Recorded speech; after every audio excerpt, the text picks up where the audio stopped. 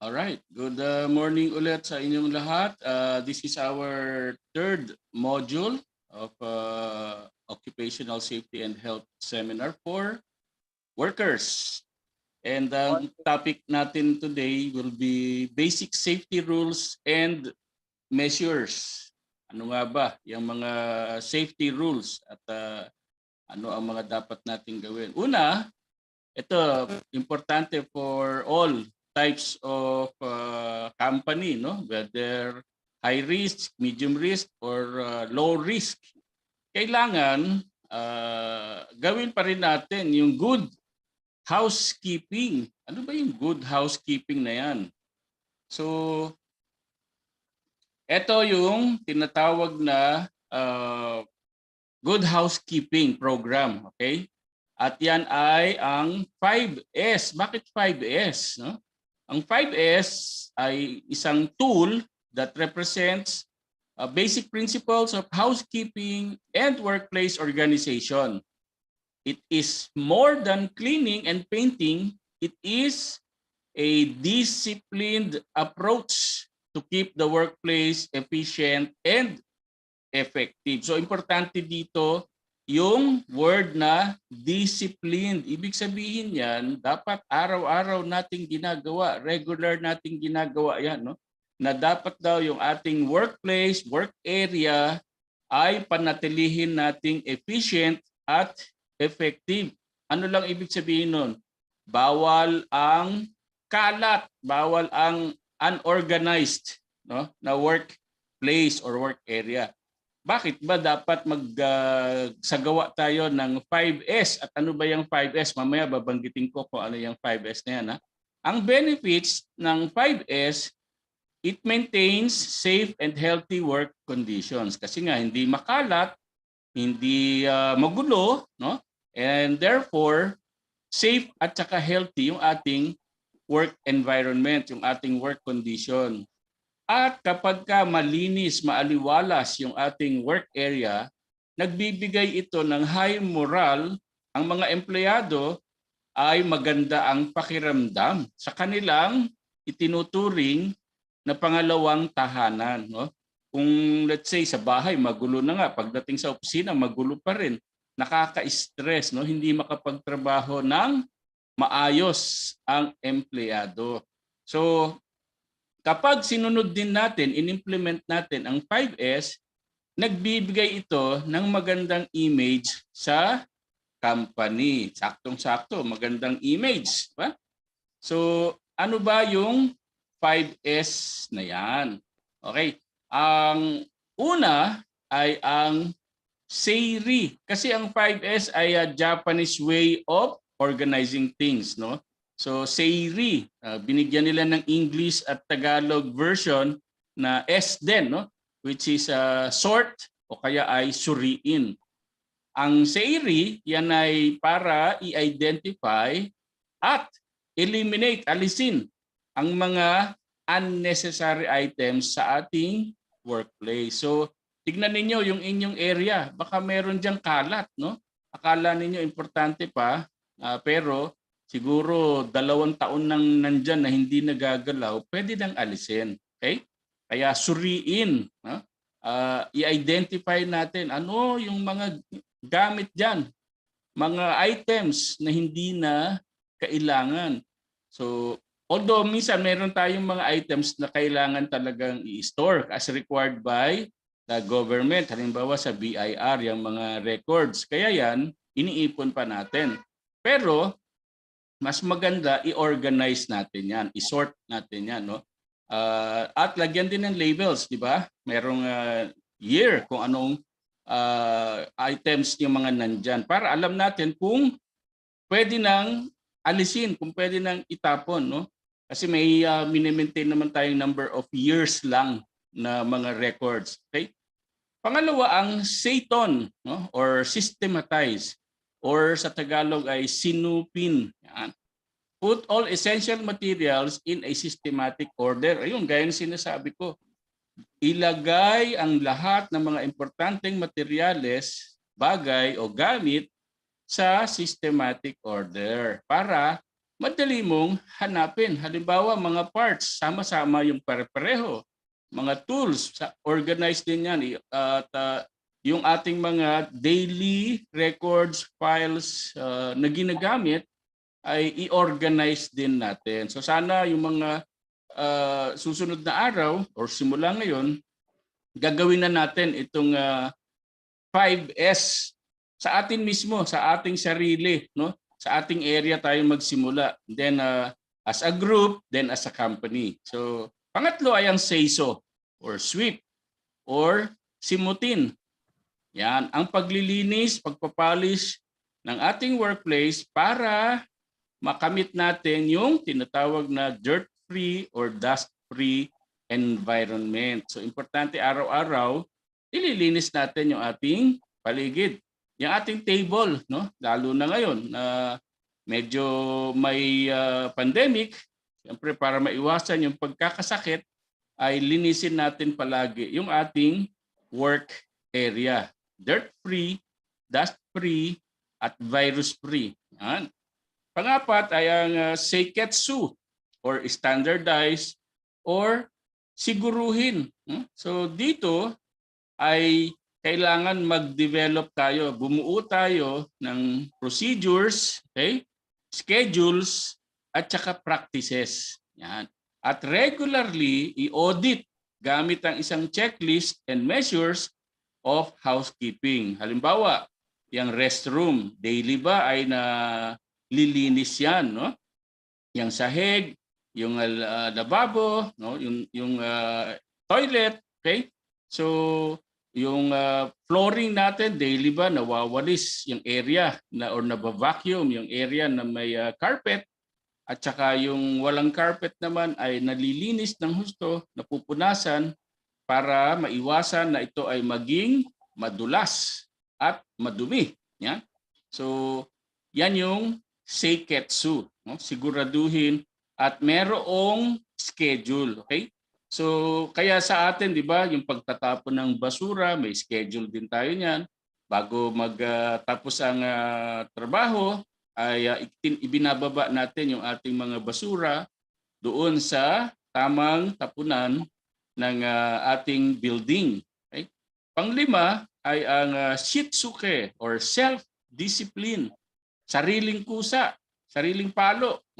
A condition where all members practice the above 45 spontaneously and willingly as a way of life. Okay.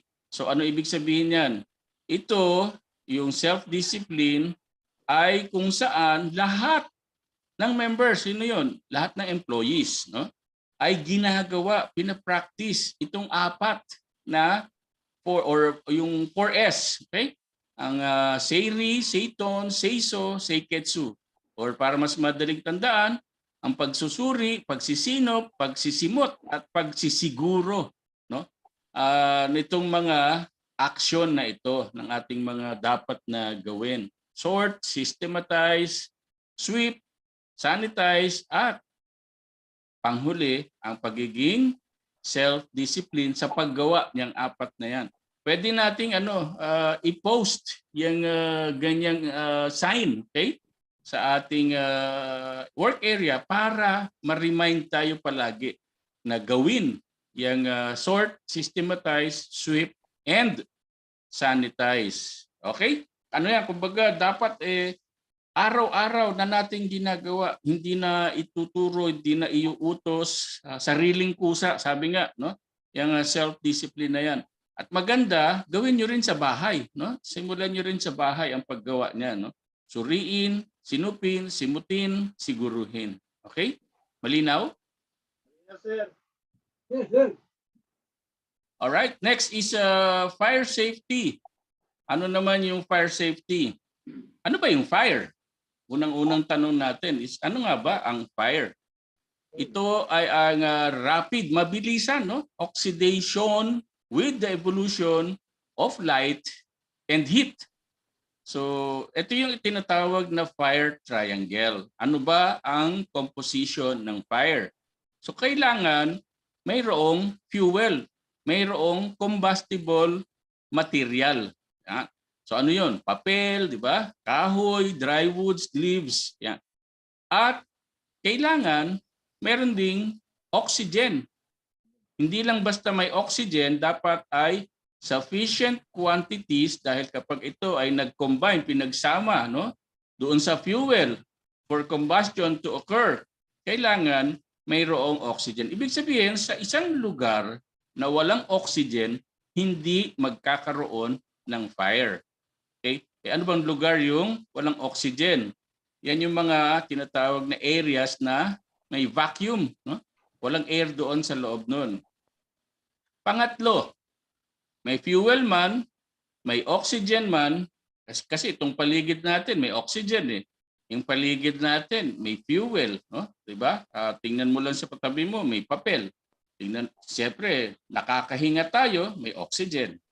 Pero ang pangatlong kailangan para mag-create ng fire, yung tinatawag na heat, init.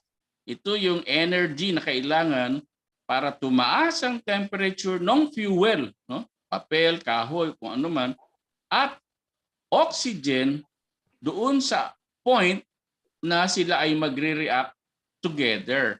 Kaya di ba yung mga tinatawag na forest fire, yung mga dahon, mga branches ng trees na nabilad sa tindi ng init ng araw, di sobrang init na, no? Tapos ang oxygen sa paligid, kapag ka sumobrang init, pwede magsimula ng sunog.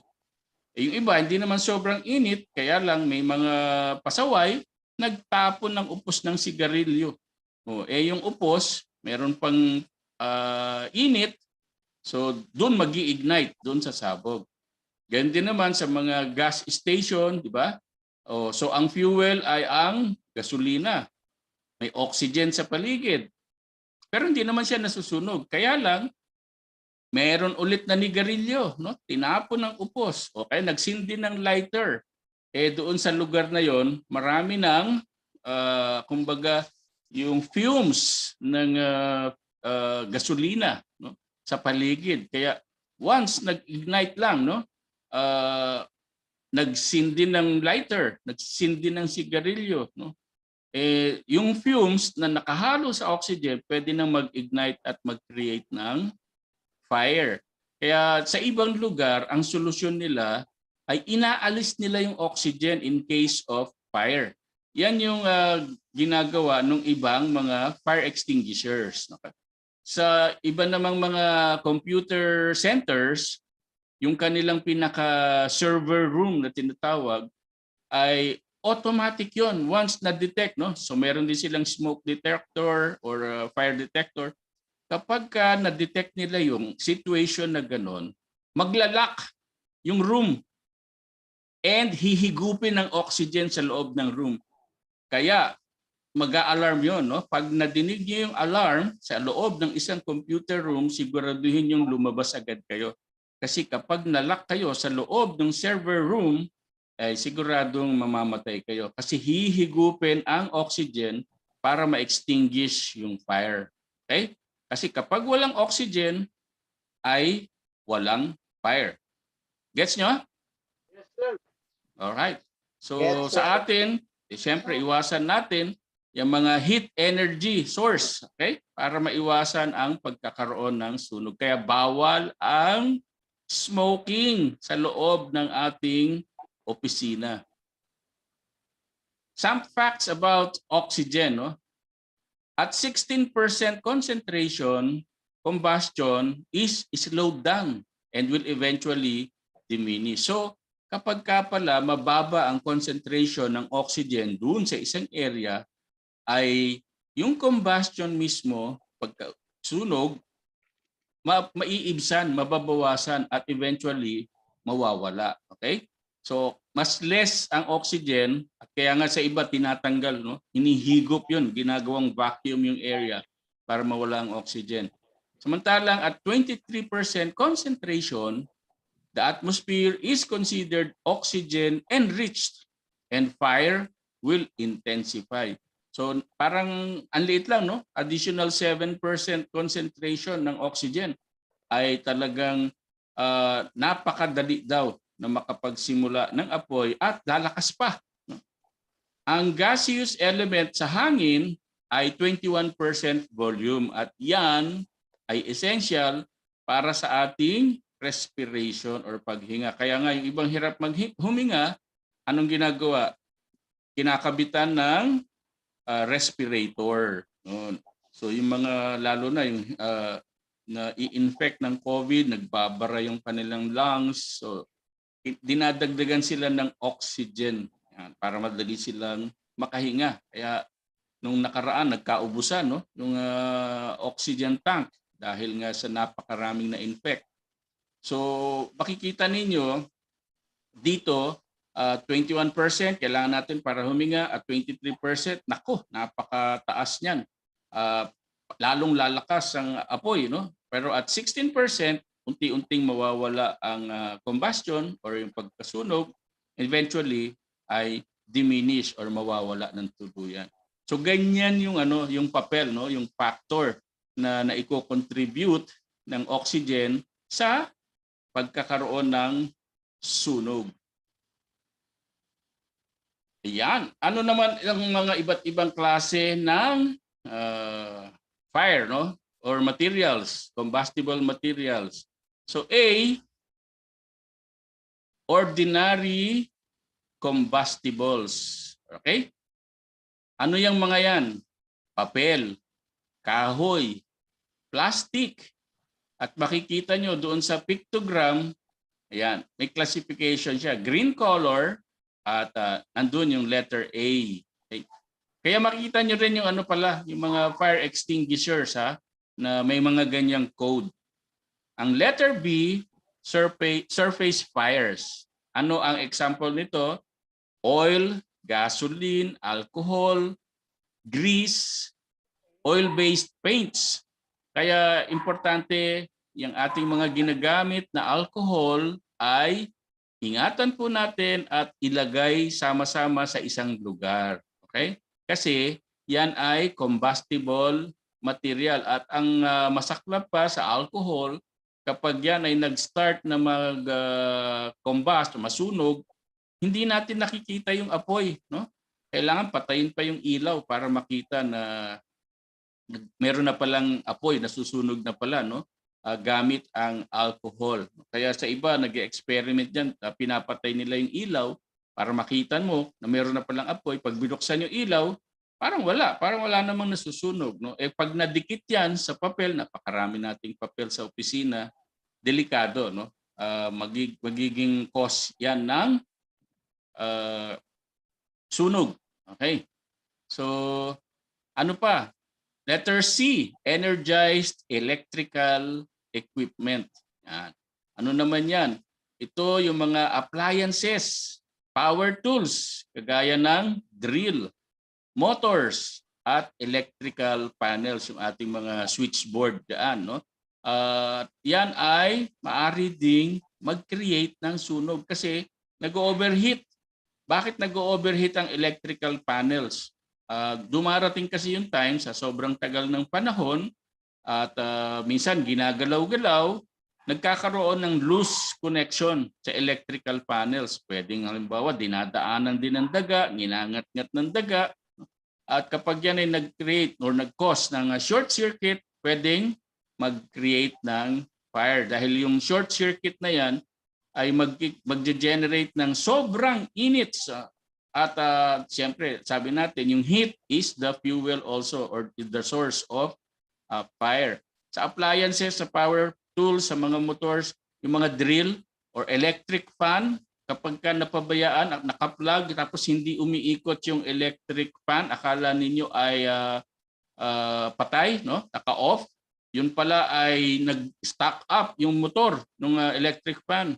Yan ang nagiging sanhi din ng sunog. Kasi yung stack up, mag-create ng heat and plus oxygen sa paligid, then pwede mag-cause ng fire. Kaya importante, binubunot yung mga electric fans, naka-unplug to make sure na walang power. Yan.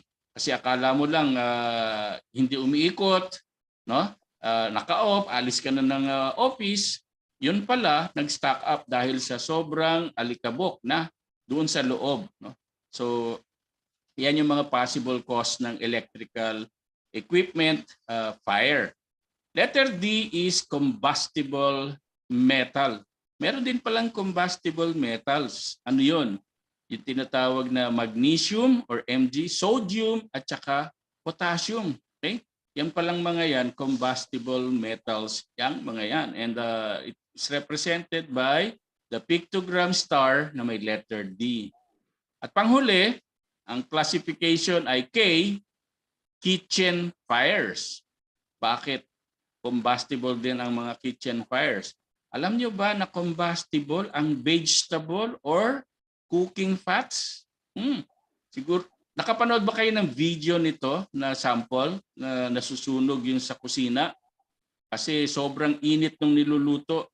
Di ba na-experience nyo rin minsan yan eh. O kaya yung nagba-barbecue na lang eh. Tapos ay bakit umaapoy? Kasi yung taba nung barbecue, no, nung karne na natutunaw dahil sa heat, hahalo doon sa charcoal.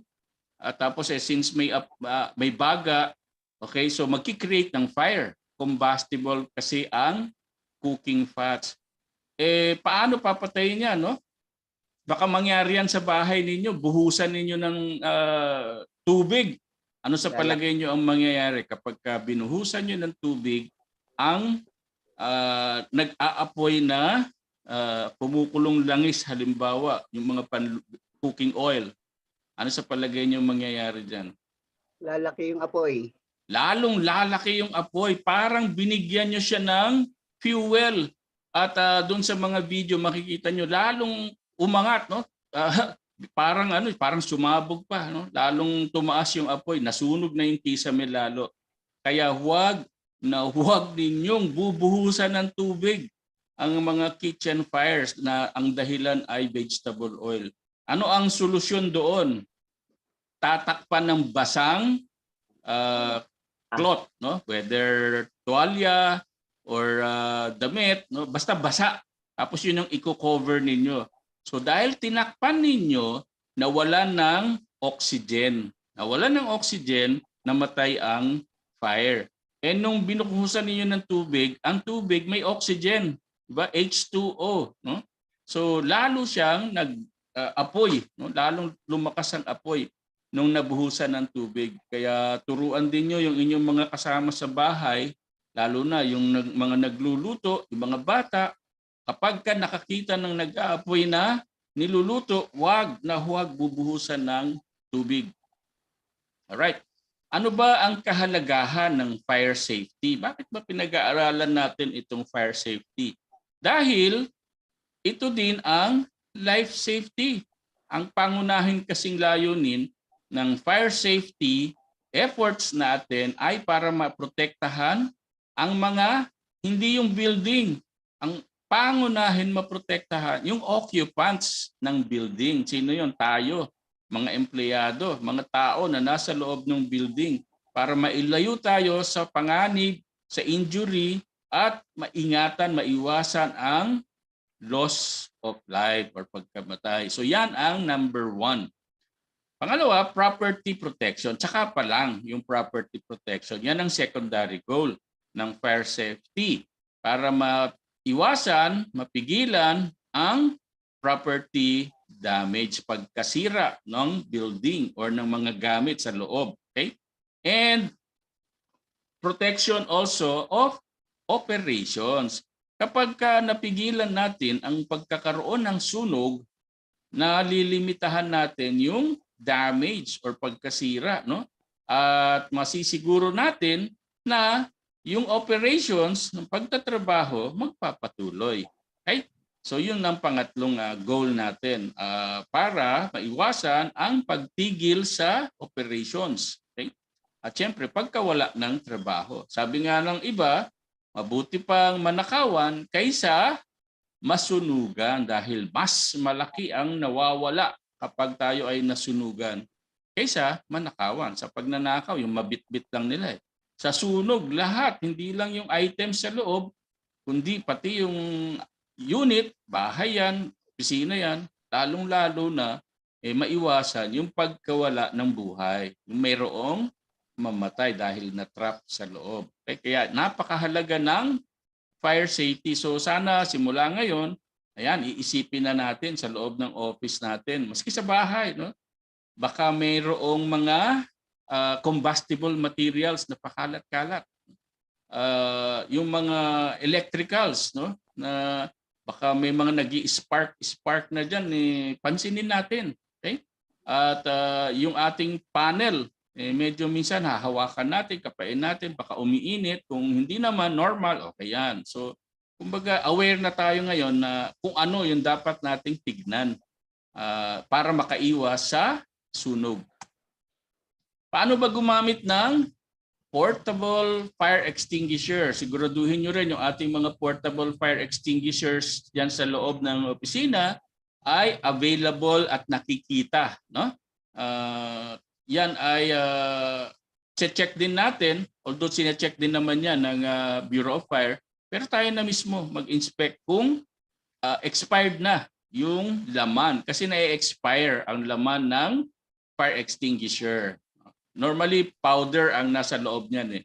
Okay? So may tinatawag na pass, no? Ano ba yung pass? Pull. Hilahin natin yung pin na naglalak doon sa handle para hindi siya aksidenteng mabuksan, no? Tapos A is to aim. Yan. Kung nasaan yung fire, i-aim natin doon. And then S is to squeeze. Yan. Simulan na natin ngayong i-squeeze yung lever para lumabas yung powder.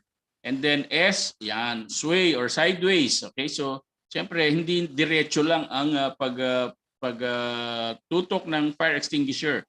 Kailangan yan ay sideways para siguradong mapatay yung apoy doon sa area. Okay.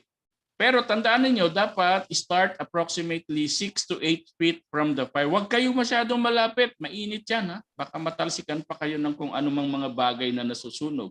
So at least 6 to 8 feet.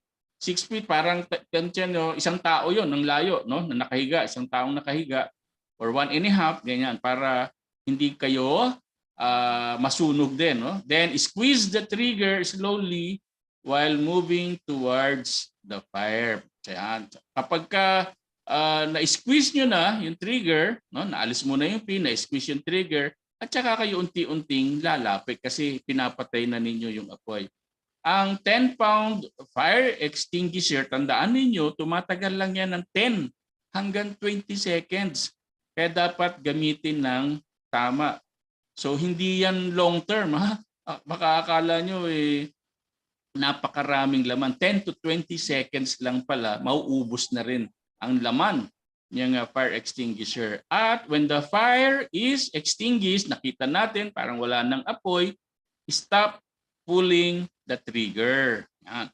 Pero in the event of a reignition, kasi minsan di ba, nakapanood tayo yung mga sa bumbero na nag-respond no, sa fire, akala nila wala nang apoy. Yung pala meron pa sa ilalim na nakatago na nagbabaga, no? May maliit pang apoy doon at pwedeng mag-reignite. So kaya huwag nating uubusin ang laman ng fire extinguisher dahil kung nagkaroon ng reignition, meron pang laman yung ating fire extinguisher na magagamit natin. Otherwise, magsisimula lang ulit lumaki ang apoy. Kaya huwag niyong uubusin one time. Ha? Kapag nakita niyong na-extinguish, stop na kayo para medyo may tira pa, may laman pa, okay? And then siguraduhin natin. Kaya yung iba yung di ba kung patong-patong 'yan ng mga kahoy and other materials, talagang inaalis nila, no? Kasi baka doon sa ilalim meron pang nakatagong nag-aapoy. Ensure, siguraduhin ninyo na meron kayong escape path, no?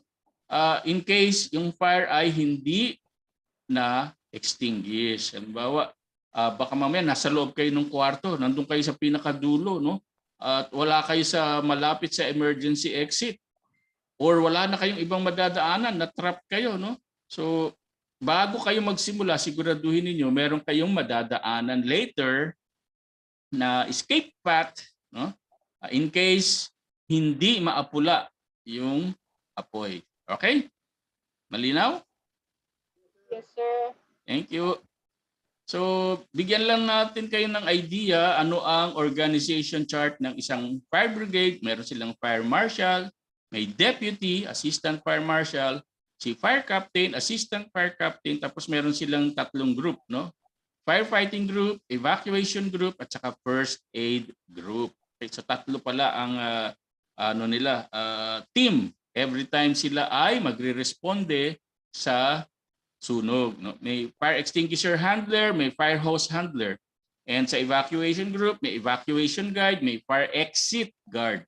At sa first aid group, merong first aid na tao or yung first aid nurse. Yan. Okay? Next is machine safety. Although wala naman tayong masyadong ganito, no? Hindi man tayo gumagamit ng mga makina sa opisina, pero importante na rin na malaman natin ano ba ang machine safety. So, machine safety is safeguarding any machine part that may cause injury. So, babantayan, kumbaga, tatakpan, no? Ang mga parte ng makina na maaaring mag-cause ng injury. So, it is the prevention of accidents when working with machines. Bakit kailangan gawin? Bakit kailangan i-safeguard? Bakit kailangan takpan? Siyempre, unang-una lagi to prevent yung loss of life para walang mamatay sa aksidenteng mangyayari. And prevent severe accidents or serious injury. To prevent the loss of production, siyempre dahil nagkaroon ng aksidente, nasira, natigil ang production. And to prevent equipment damage and repairs and prevent having time spent on accident investigation and other statutory requirements. Mga abala tuloy yan. No? So, kaya importante, iwasan na lang na magkaroon ng aksidente para maiwasan ang lahat ng yan. No? Alam niyo ba yung nabalita noon, madalas sa sa mga farming, di ba? Yung hinahagisan nila ng I think yung mais, no? Anong tawag nila doon? Treasure ba 'yon para gigilingin na or aalisin na yung mga gilid niya para matira na lang ay yung mga importante, no, doon sa harvest, okay? May nabalita noon sa probinsya na doon sa threshing machine, napadikit yung bata, naglalaro napadikit siya. Yung kanyang buhok, kinain ng machine. Kasi tuloy-tuloy yun, ikot lang ng ikot yun eh. And dahil doon ay naaksidente yung bata, actually namatay pa yung bata. No? So kung meron siyang cover, meron siyang takip, tapos isinushoot na lang sa ibabaw noon after nung takip, no? Nung shield, okay? Or yung safeguard ng machine, may iwasan yung mga aksidente. Kaya ganon. So, laging iisipin natin pagka may mga ganyan moving parts at maaaring mapasok yung kamay, yung daliri, yung buhok, or kung ano man, damit, no? Mga loose dress. Minsan nakakain yung makina na yan and magkukos ng accident. Kaya, kinakailangan na harangan. No? So example, ito. Ang mga machine guards, ito ay barriers, pangharang para ma-prevent ang pagpasok ng parts ng individual, no, doon sa hazard area. Yan. Pangalawa, ay nag-i-install tayo para maiwasan, mabawasan yung risk ng injury sa mga machine operators or iba pang tao doon sa hazardous machine parts, materials being processed or scrap. Minsan kasi yung mga ganyan mechanical machine, no, may mga tumatalsik, no, habang ginagawa yung materials. Halimbawa nagdi-drill, yung lathe machine na tumatalsik yung mga metal parts, no. So either machine parts or material parts tumatalsik. Pwede mag-injury sa ating mata, sa ating skin, okay? Kaya importante na nilalagyan ng machine guards or barriers. Ano-ano ang mga klase ng machine guards? Fixed enclosing guards, movable guards with interlocking switches, adjustable guards para manually may adjust o kaya ay self-adjusting. Okay? Meron ding photoelectric light curtains, presence sensing device. Yan. So makita niyo yung parang yung minsan pagpasok ninyo, biglang umilaw. Yan, mga photoelectric sensors yan. And meron ding mga two-hand controls, pullback devices at saka mga restraint, mga pagpigil ng mga devices. Next is safety in material handling and storage. Ito, napaka-applicable nito sa atin dahil nagbubuhat tayo ng mga boxes para i-deliver or yung mga nire-receive nating delivery. Sa material handling, ito ay ang technique kung saan kasama yung tinatawag na art of lifting, placing, storing, or moving of materials through the use of appropriate handling equipment and yung tao mismo. Okay? Sa manual handling, it is the lifting, transporting, packaging of products using your own physical strength. So yan yung manual handling. Madalas nating ginagawa yan. Okay? And hand-operated handling, transporting, and packaging of products. So ito yung napaka-applicable sa atin. No? Ang mechanical handling pertains to more rigid, powered, and non-powered mechanics, mainly for handling bulky and heavy items. So example, yan, mga crane. No? Sa atin ay simple lang naman, mostly manual handling tayo, gamit yung sarili nating lakas. Okay? Pero siyempre, mas maganda gumagamit din tayo ng mga tools tulad ng mga trolley natin, no? Para yung pagtutulak ng mabibigat na items, hindi na natin kailangan pang bit-bitin. Proper procedure of manual lifting. Okay, ang reminder sa atin, tignan muna, inspect muna natin yung materials. Baka may mga sharp edges, no? Burrs, rough, or slippery surface. Kaya pag binuhat natin yan, mayroong madulas pala, no? Yung kahon, yung karton, or kung ano man yung bagay na bubuhatin natin. Baka may mga sharp edges, masugatan pa tayo, no? So ang action dyan, stand close to the load and face the way you intend to move. Hindi pa atras, no? Hindi pa atras. Kumbaga, doon ka nakaharap, sa direksyon ka lalakad. Ano ang kailangan din diyan? Dapat tayo magsuot ng mga lightweight, flexible, tear and puncture resistant clothing. Okay? Para hindi tayo basta-basta masugatan. Reminders din, get a firm grip on the object. Kailangan na sapong-sapo, sabi nga, no? Yung hawak natin ay maganda yung ating pagkakahawak, hindi yung nakadikit lang, ha? Yung ating mga kamay doon sa box, kailangan sapo sa ilalim mismo.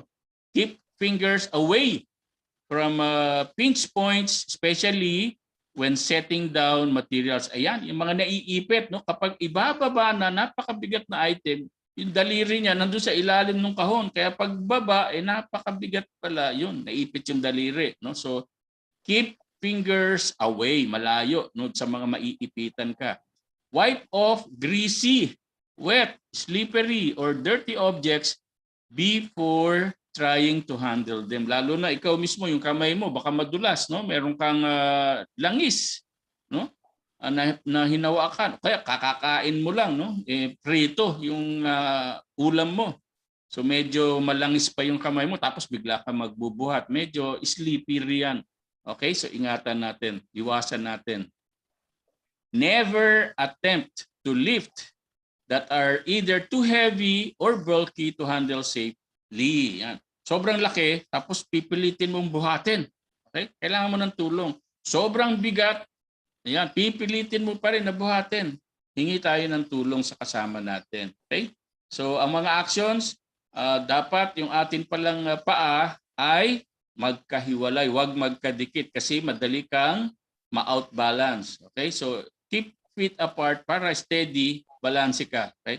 Be sure you have a good grip on the load. Ayan. Kailangan maganda yung hawak na. Minsan may mga guantes na yung hindi madulas para mas maganda yung grip or pagkakahawak mo. Look forward to keep back straight. Yan, laging straight back daw tayo. Okay? At naka-look forward para alam natin, nakita natin yung ating dadaanan.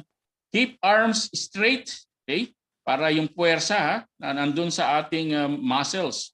Tighten abdominal muscles and tuck chin into the chest. Yan. Ibig sabihin, good posture. Okay? Para yung muscles natin ang nag-carry, ang bumubuhat doon sa bigat nung dinadala natin. So again, sa mga isusuot natin, safety boots with toe caps, slip-resistant soles, protective gloves appropriate for the materials being handled. All right? Question? Wala po, sir. Okay, tuloy na tayo. Ano ang mga requirements? Operators must be under skills training and must be authorized bago mag-operate ng mga equipment. Okay? And equipment must be regularly inspected and maintained. Okay? So, ang nag-training ay ang TESDA, no? Technology Schools Development Authority. Ano ba ang principles of material storage? 3. Sa pag-i-store, pag-i-imbak ng ating mga materials, ginagamit natin, supplies, okay? Lagi nating iisipin ang safety. Is it safe yung mga materials na gagamitin natin? Ligtas ba yan? No? Hindi ba yan na magkokos ng injury? Hindi ba yan na magkokos ng kasiraan ng ating kalusugan? And then, kapag itinago rin natin, in-stock natin, inimbak natin yung material, dapat doon sa lugar na ito ay accessible, madaling makuha. Baka mamaya sobrang taas, no? Naaakyat pa yung kukuha ng supplies or materials. And pangatlo, orderliness. Ayusin natin, no? Yung mga madaling gamitin, madalas gamitin, nasa unahan. Yung hindi masyado, yun yung nasa likuran. Alright? And ano yung mga requirements? Stored materials must not create a hazard. Ayan. Kasi baka minsan merong yung sumisingaw, yung mga chemicals, no? Halimbawa, alam niyo yung nangyari sa Lebanon, di ba? Actually, hindi lang sa Lebanon, I think dito rin sa atin may pangyayaring tama doon sa Valenzuela, no? Yung gawaan ng yelo na yung nakaimbak nila ng materials sumabog. Ano 'yon? Anong material 'yon? Yung fertilizer, yung sa yung sa Lebanon. Kasi yung fertilizer sa sobrang tagal na doon sa kanilang warehouse, nag-e-emit siya ng ammonia. Okay?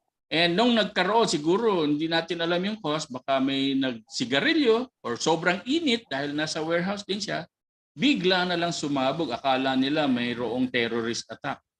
Sa Valenzuela naman, ganun din yung ammonia nila, no, na ginagamit para sa paggawa ng ice, at siguro yun sa para lumamig, pampalamig, no, ay sumabog din. Okay? Kaya napaka-importante yung stored materials must not create a hazard. Alright? O kaya naman, kung ganun, importante at yun talaga ang kanilang negosyo, mayroong circulation ng hangin para hindi naiipon yung fumes, no? Or yung vapors ng mga hazardous materials. Pangalawa, should be properly illuminated and ventilated para nakikita natin. Kaya baka mamaya may dinadampot tayo kasi sa dilim ng stock room, di natin alam kung ano yung ating nakuha, no?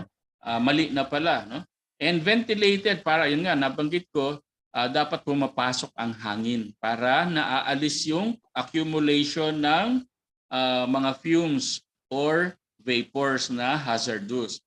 The materials should be properly identified and labeled, lalo na kung yan ay hazardous, no? Merong ano yung logo, ano yung sign kapag hazardous materials? 'Di ba yung bungo? Tapos yung merong X na bungo. So ibig sabihin niyan ay poisonous or hazardous, no? And they should have proper danger or warning signs. So kung yung hazardous material inilagay doon sa isang container na walang tatak, naku, delikado yun. Dapat lagyan natin ng labels, tapos meron tayong danger or warning signs. Dapat meron ding smooth flow of materials, material handling equipment, and people. Ito normally dun sa mga malalaking lugar na yan, no? Na talagang yun yung hinahandle nila. So meron pa sila minsan na forklift, di ba? Para sa pagta-transport ng mga materials na yan. Ang storage areas din natin must be kept free from accumulated materials that may cause tripping. May matitisod, no? Mapapatid.